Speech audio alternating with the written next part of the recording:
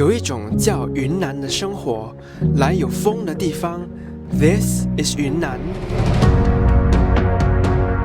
Across 7 days, we explored the Yunnan province, one breathtaking city after another. From the towering limestone formations in Kunming to the ancient streets of Lijiang, and finally finding my own version of Shangri-La. But beyond the beauty, this trip came with two real battles. The first was conquering Jade Dragon Snow Mountain. Does anxiety count as part of the reasons? 4,500 meters above sea level. I had never been that high before. The second battle was spending the night in Shangri-La at 3,300 meters.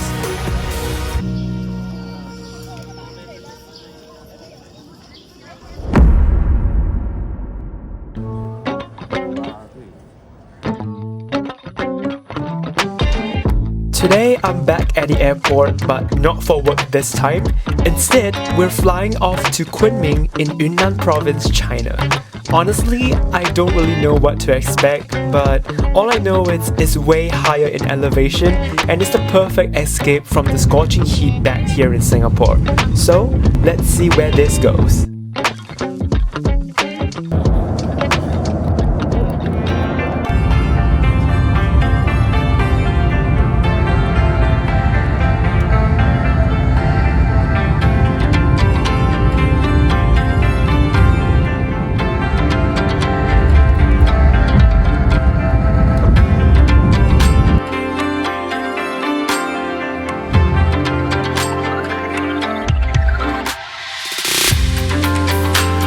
So we landed in Kunming at around 4:30 p.m. But immigration took a while, so by the time everything was sorted out, it was already close to 5:30 p.m. Afterwards, we headed straight to a local restaurant for dinner, and honestly, we were all just starving at that point. What we didn't expect was a welcome cultural performance by the restaurant staff.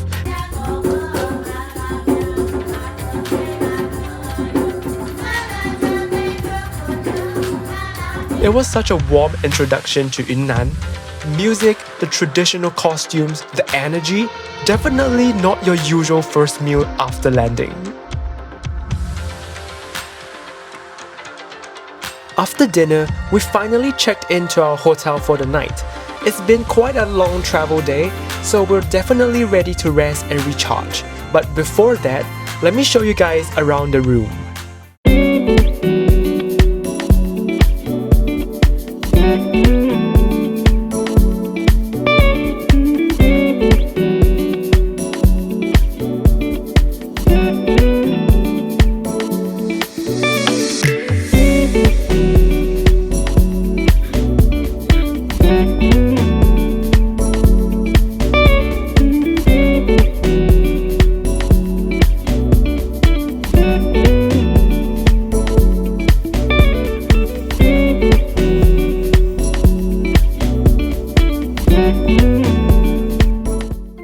Okay, right now we're about to eat the most important thing. It's called Hong Jing Tian. Apparently it helps to boost your body's oxygen levels, and it will prevent us from feeling the altitude sickness symptoms when we make our way to Shangri-La, which is about 3,000 meters above sea level. This is really important, so...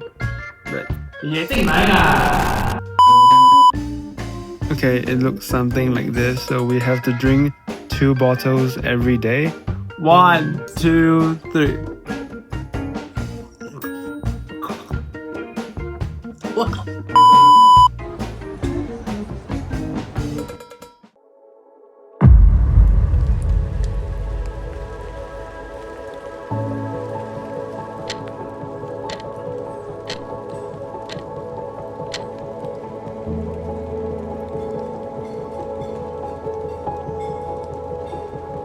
Good morning. So today for breakfast I'm eating veggies and fried rice. I need more veggies because for more vitamins, I guess.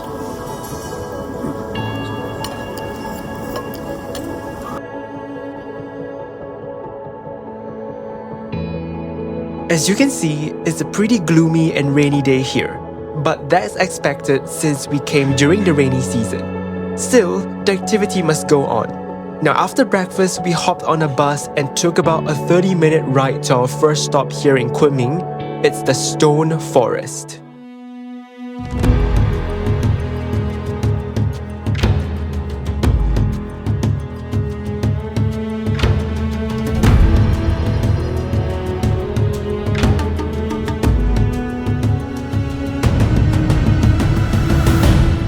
The Stone Forest is one of Kunming's most famous attractions, and it's actually a UNESCO World Heritage Site.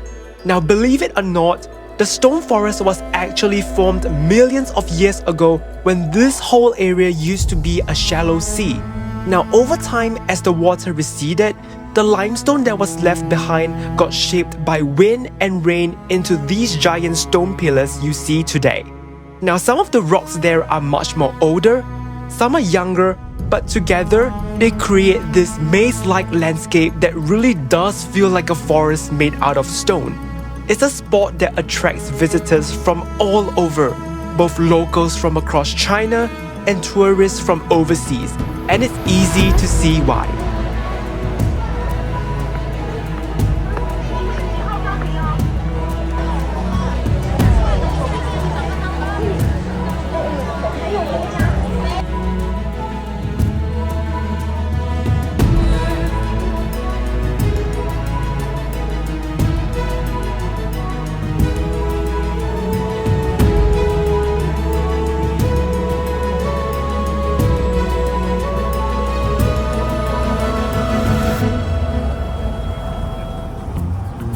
We eventually hopped on a tram and explored the rest of the Stone Forest scenic area.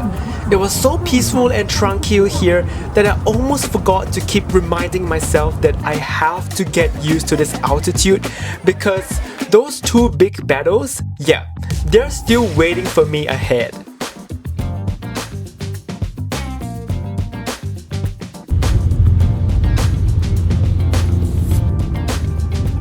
And there you go, I'm half asleep again. You can probably already tell that today's activity was a little more laid back, no long hours of walking, nothing too intense. It's all part of letting our bodies slowly acclimatize to the altitude, so we don't fall sick or tire ourselves out before the bigger days ahead.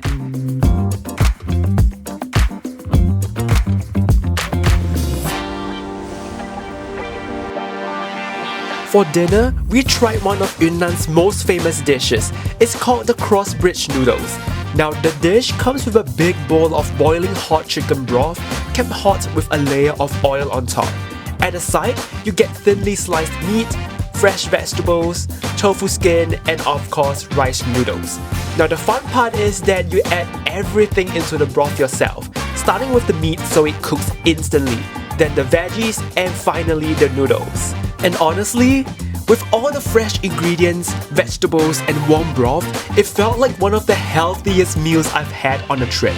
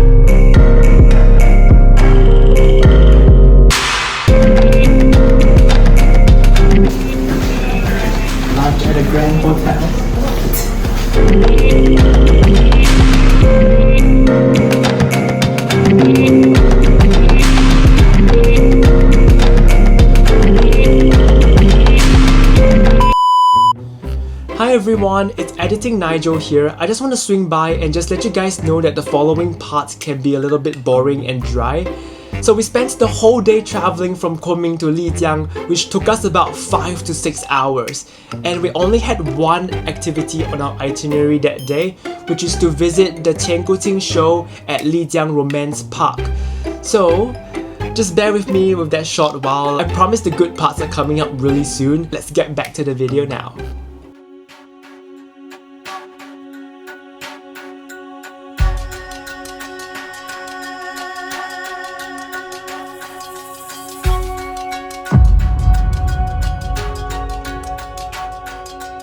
After about 6 hours on the bus, we finally made it to Lijiang Romance Park.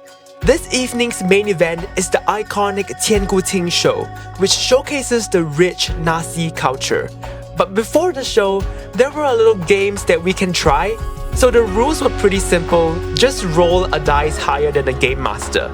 And well, as per usual, my poor luck showed up, and yeah, I didn't win at all.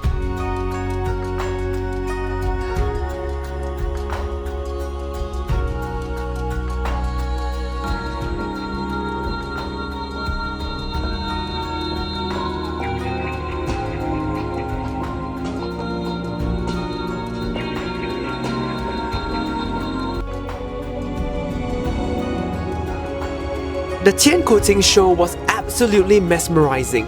Like even till now, I'm still trying to figure out how they pull off those visual effects. Every scene felt like a living artwork. The costumes, the music, the lighting, it all came together so perfectly that I didn't even want to blink.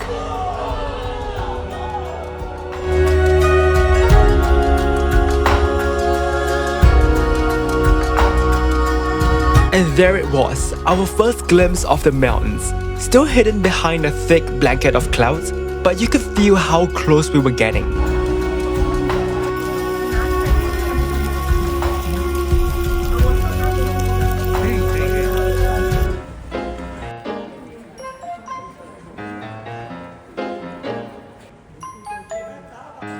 It's a really small hotel lobby, wow.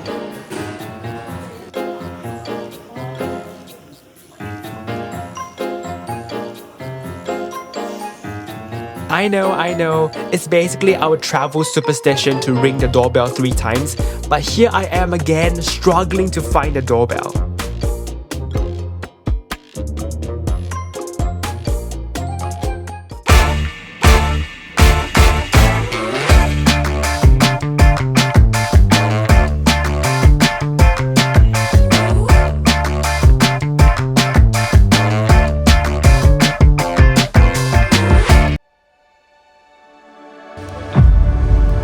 We bought like 5 bottles of oxygen.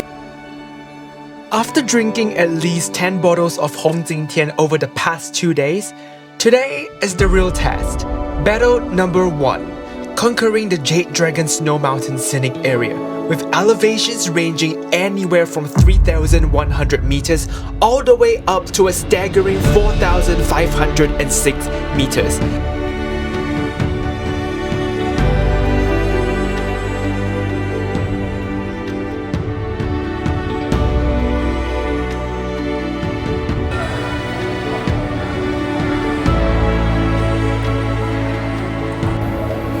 Does anxiety count as part of the reasons?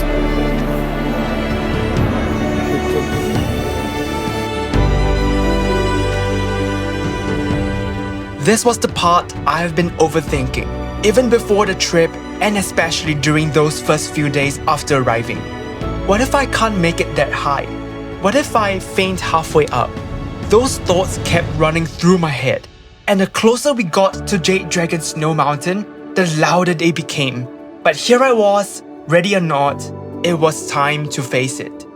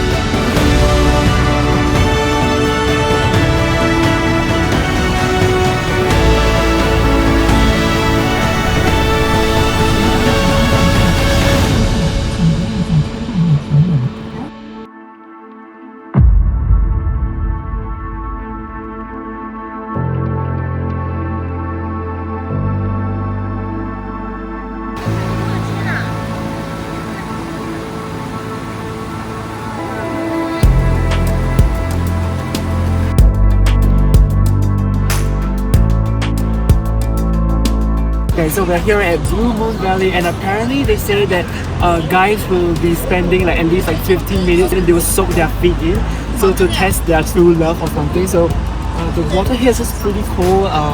It's pretty like at least like maybe 15 or 16 degrees, I guess. It's not that cold, but obviously I'm not going to submerge my whole feet in. The past few days it's been raining, and first sun.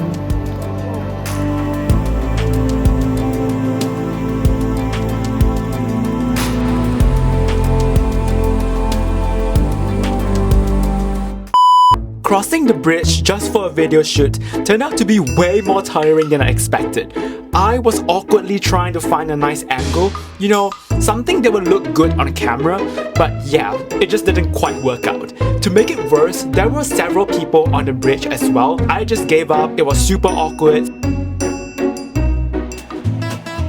So for lunch, we had hot pot, which was great, but it was also around this time that I started feeling a little lightheaded. People deprived of oxygen, then he keep sniffing, and then his oxygen like I don't know, maybe it was just me, but when you're surrounded by people breathing really intensely into their oxygen bottles, it's kinda easy to get influenced.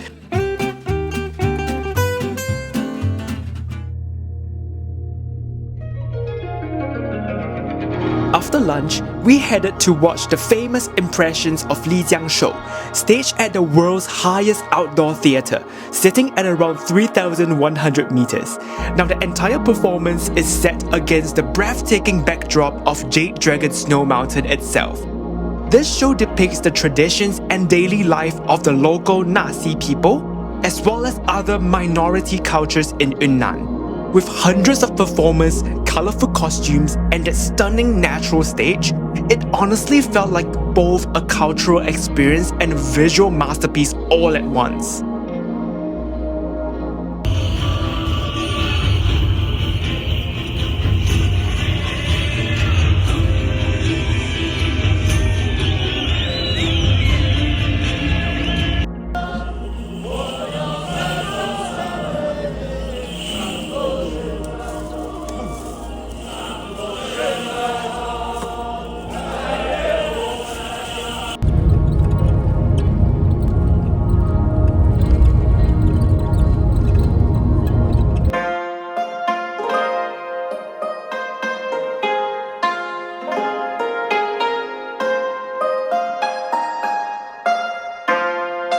To end off the long and tiring day, we spent the evening strolling through the streets of Lijiang Old Town. Now, our guide brought us to the famous Square Street, the heart of the Old Town, and shared with us some of its history. What's fascinating is that Lijiang actually went through a devastating earthquake back in 1996. Much of the town was pretty much destroyed, and instead of building modern high-rise buildings you see today, the people there chose to rebuild it again while preserving its traditional architecture and charm. Now, walking here in the evening with the lanterns lit and the music in the air, you'd never guess this place had once been reduced to rubble. It really shows the resilience of the people and why the old town is actually now recognized as a UNESCO World Heritage Site.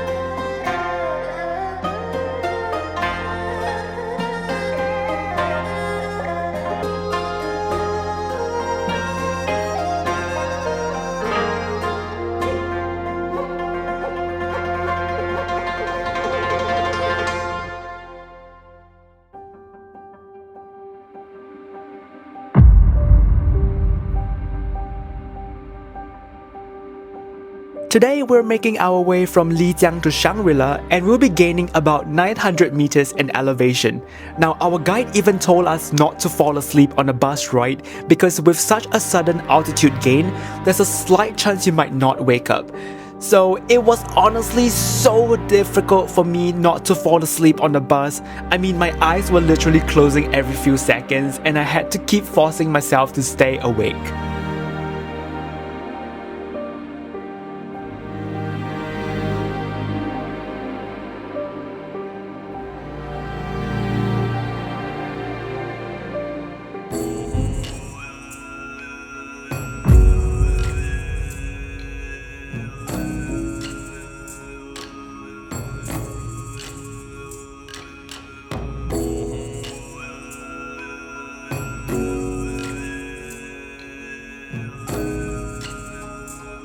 This is the Songzanling Monastery here in Shangri-La, also known as the Little Potala Palace, because its architecture was actually inspired by the famous Potala Palace in Tibet. Built in the 17th century, it's the largest Tibetan Buddhist monastery here in Yunnan, home to hundreds of monks. Walking through here, you really feel the Tibetan influence, from the golden rooftops to the colorful prayer flags. It was just so surreal, and we even got a chance to wear traditional Tibetan costumes here, and it was such a fun experience.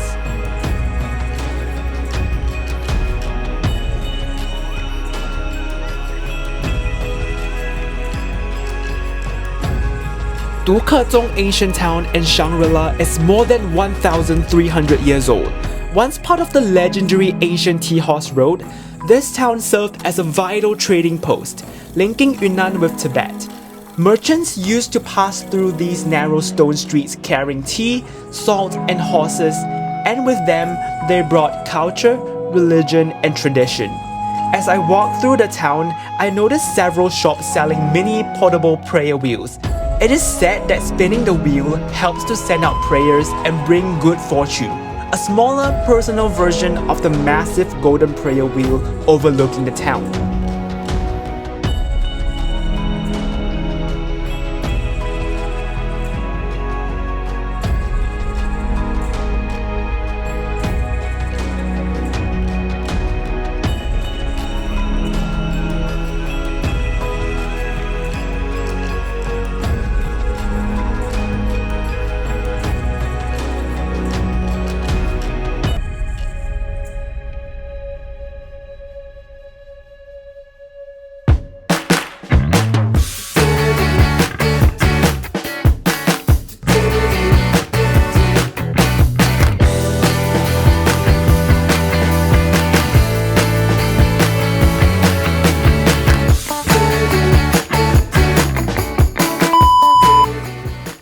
Hello everyone, I'll keep this part short because we're at an altitude of 3,300 meters right now, so I need to conserve my energy as well as my oxygen level. So right now we're in Shangri-La, which according to our guide is about 4 hours away from Lhasa in Tibet. Now this is probably the closest I'll get to Tibet itself, since that's at an even higher elevation. So I feel like a 70-year-old grandpa trying to catch my breath right now. And let's not even talk about climbing the stairs.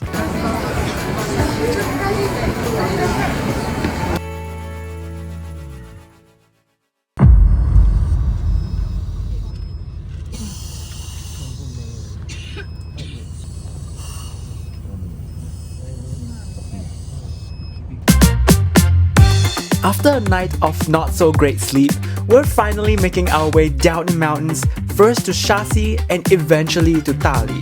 This time, we'll be dropping back down to about 1,900 meters in elevation, which means no more oxygen bottles needed.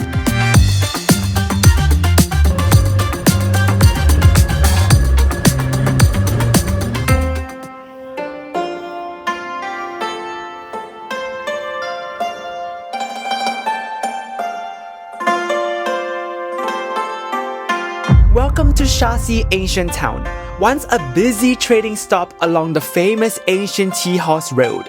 Sounds familiar, right? Yup, I mentioned it back in Shangri-La, but Shaxi was actually one of the most important stops along the route. Today is much quieter, but you can still feel the history in the cobblestone streets, old wooden houses, and the slower, more peaceful pace of life.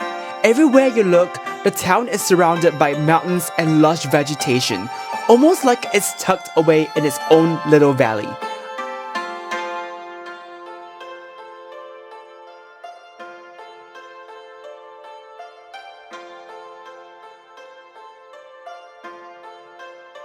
Oh, and here's a fun surprise. If you're a fan of Chinese dramas, the popular series Meet Yourself, or in Chinese 去有风的地方, was actually filmed right here in Shaxi.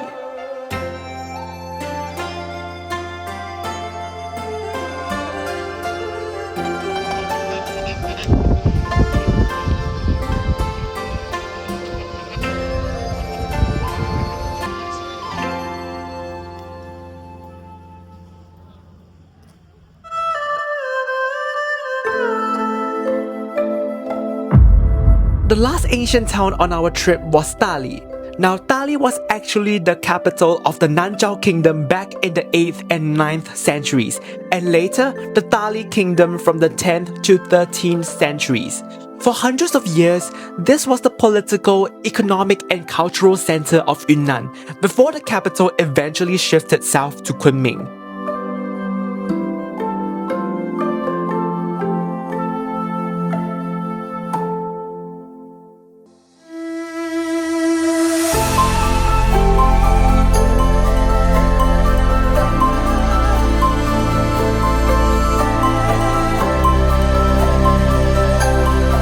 This is the South Gate Tower of Dali Ancient Town, one of the main entrances into the old city.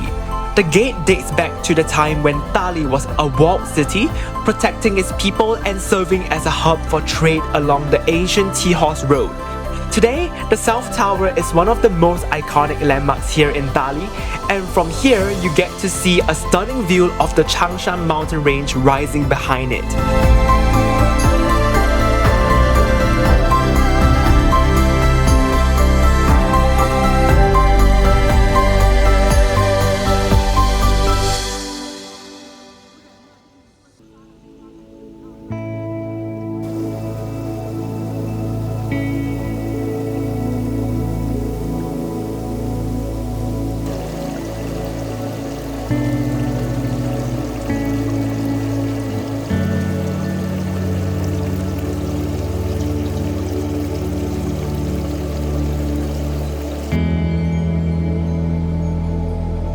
Oh my god, this is probably one of the best hotels that I've stayed so far.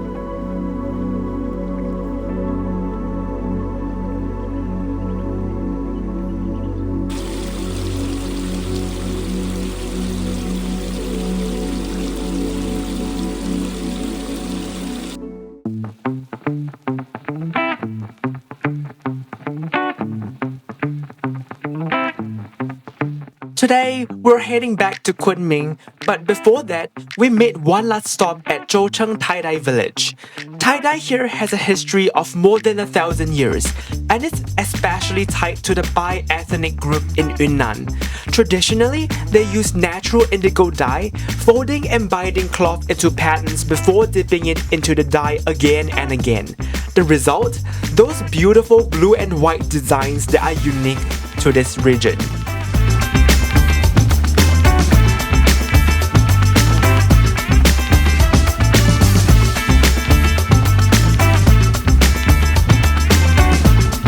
And the best part, I got to experience it myself.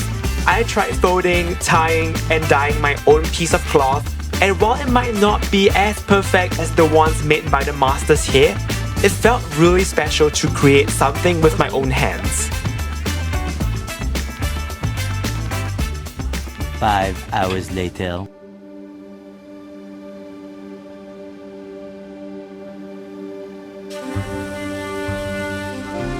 We're officially back in Kunming, and for our last day here, we explored the Daguan Lo area, also known as as the Grandview Pavilion.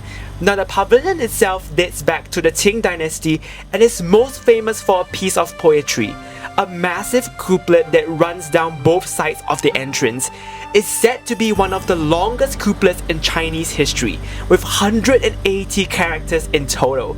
The poem describes the stunning scenery of Kunming, the flowing waters of Tianshi Lake, and even reflects on the deeper history and culture of Yunnan.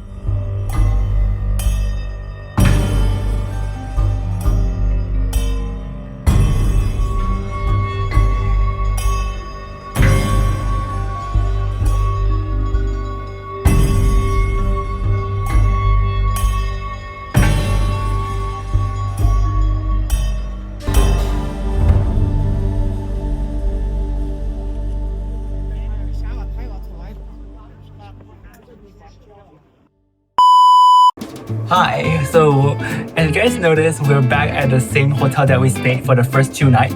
And right now is our last day here in China, so obviously I have to make myself some cup noodles. Today, for dinner I didn't eat as much because it was like mushroom hot pot and stuff. I don't eat mushrooms, so now I have my cup noodles here. It's like freaking late right now, it's like almost 9:30 and we have to wake up at like what, 3 a.m. tomorrow to catch our flight back.